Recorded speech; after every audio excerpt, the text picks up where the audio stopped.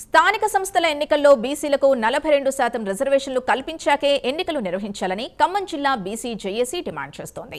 జిల్లాలో ప్రశాంతంగా బీసీ బంద్ కొనసాగుతోంది. ఆర్టీసీ బస్సులు డిపోలకే పరిమితమయ్యాయి. విద్యా సంస్థలు, వ్యాపార, వాణిజ్య సంస్థలు పూర్తిగా మూతపడ్డాయి. ఇక ఖమ్మం జిల్లాలో కొనసాగుతున్న బంద్పై మరింత సమాచారం మా ప్రతినిధి రజనీకాంత్ అందిస్తారు. స్థానిక సంస్థల ఎన్నికల్లో బీసీలకు 42% రిజర్వేషన్ అమలు చేయాలని బీసీ జేఏసీ పిలుపునిచ్చినటువంటి పరిస్థితుల నేపథ్యంలో ఉమ్మడి పాలమూరు జిల్లాలో పెద్ద బంద్ ప్రశాంతంగా కొనసాగుతుంది. ప్రస్తుతం మనం మహబూబ్నగర్ జిల్లా కేంద్రంలో వద్ద ఉన్నటువంటి ఆర్టీసీ బస్టాండ్ వద్ద బీజేపీ పార్టీకి కూడా పెద్ద ఎత్తున కూడా ఇటు యొక్క బంద్కు మద్దతు ఇస్తున్నటువంటి పరిస్థితి ఉంది. మనతో మాట్లాడడానికి బీజేపీ పార్టీ జిల్లా అధ్యక్షుడు శ్రీనివాస్ రెడ్డి ఉన్నారు. ఆయనతో మాట్లాడారు. సార్ చెప్పండి, బంద్ ఎలా కొనసాగుతుంది, బంద్కు ఏ విధంగా చూస్తున్నారు? బంద్కు అందరూ కూడా స్వచ్ఛందంగా బీసీ రిజర్వేషన్ను సమర్థిస్తూ 42% సమర్థిస్తూ అన్ని సంస్థలు, స్వచ్ఛంద సంస్థలు, అదేవిధంగా వ్యాపార సంస్థలు అందరూ కూడా స్వచ్ఛందంగా బంద్ చేస్తున్నారు. దానికి పూర్తి స్థాయిలో భారతీయ జనతా పార్టీ కూడా మద్దతు తెలుపుతుంది. నిన్ననే మేము అన్ని రకాల స్టేట్మెంట్స్, అదేవిధంగా సోషల్ మీడియా ద్వారా ఈ యొక్క బంద్కు ఏదైతే బీసీలకు 42% ఏదైతే రిజర్వేషన్ కావాలని ఏదైతే ఉందో దాన్ని ఖచ్చితంగా సమర్థించాలి.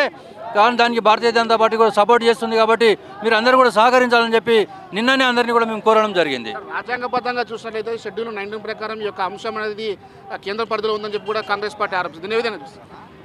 ఈ యొక్క రిజర్వేషన్ కేంద్ర పరిధిలో ఉన్నప్పుడు వారి యొక్క కేంద్ర ప్రభుత్వం సమ్మతి లేకుండా రిజర్వేషన్ని అమలు చేయడం అనేది సాధ్యం కానప్పుడు తెలిసి కూడా కావాలనే భారతీయ జనతా పార్టీ బురద జల్లాలనే యొక్క ఉద్దేశంతో ఈ యొక్క రిజర్వేషన్ సిస్టమ్ని ముందుకు తెచ్చింది. కాంగ్రెస్లో చాలామంది సీనియర్ నాయకులు ఉన్నారు, చాలామంది న్యాయ కోవిదులు ఉన్నారు. వాళ్ళందరికీ తెలియదా అంటే వాళ్ళకి తెలుసు ముందే ఇది ఎలాగో కోర్టుకు పోతుంది, దాన్ని మళ్ళీ వాళ్ళు రిజెక్ట్ చేశారు. కాబట్టి ఇది గందరగోళం సృష్టించాలనే యొక్క ఉద్దేశంతో కాంగ్రెస్ పార్టీ 42% వారి యొక్క డెవలప్మెంట్ కొరకు వారి చేతగాని తనానికి ఉపయోగించుకుంటుంది తప్పిస్తే రిజర్వేషన్ని పూర్తి స్థాయిలో సమర్థించాలని కాంగ్రెస్ ప్రభుత్వానికి ఎక్కడ లేదు. మనతో పాటు బీసీ మోర్చా అధ్యక్షులు ఉన్నారు. సార్ చెప్పండి, ఈ యొక్క బంద్ ఏ విధంగా కొనసాగుతుంది? బీజేపీ పార్టీ నుంచి ఎటువంటి అంశాలు మీరు తీసుకుంటున్నారు?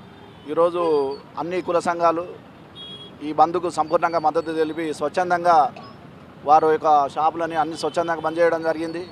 కాంగ్రెస్ ప్రభుత్వం చేసినటువంటి బీసీలకు మోసం చేసినటువంటి ప్రజలు గ్రహిస్తున్నారు.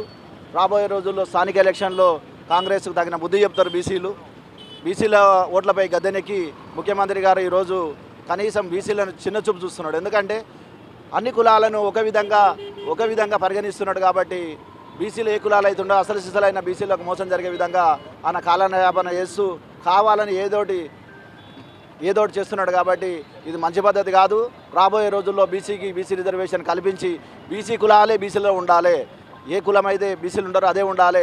బీసీలు ఎక్కువ కులాలను తీసుకొచ్చి బీసీలలో కలుపుతున్నాడు. కాబట్టి ఒక వర్గాన్ని చేయడం వల్ల బీసీలకు చాలా నష్టం జరుగుతుంది.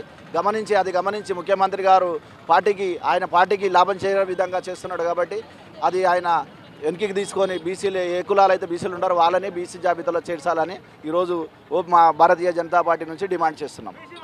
మొత్తంగా చూసినట్లయితే ఉమ్మడి పాలమూరు జిల్లా వ్యాప్తంగా కూడా యొక్క బంద్ ప్రశాంతమైన వాతావరణం కొనసాగుతున్నటువంటి పరిస్థితి అయితే ఉంది. అదేవిధంగా ప్రతి ఆర్టీసీ డిపోల ముందు అన్ని రాజకీయ పార్టీలను కూడా పెద్ద ఎత్తున కూడా నిరసన వ్యక్తం చేస్తూ కూడా ధర్నా నిర్వహిస్తున్న సిచ్యువేషన్ ఉంది. ఇది ఇక్కడ ఉన్న తాజా పరిస్థితి. కెమెరా పర్సన్ రాజశేఖర్తో హరిశంకర్, ప్రైమ్ 9 మహబూబ్నగర్ నుండి.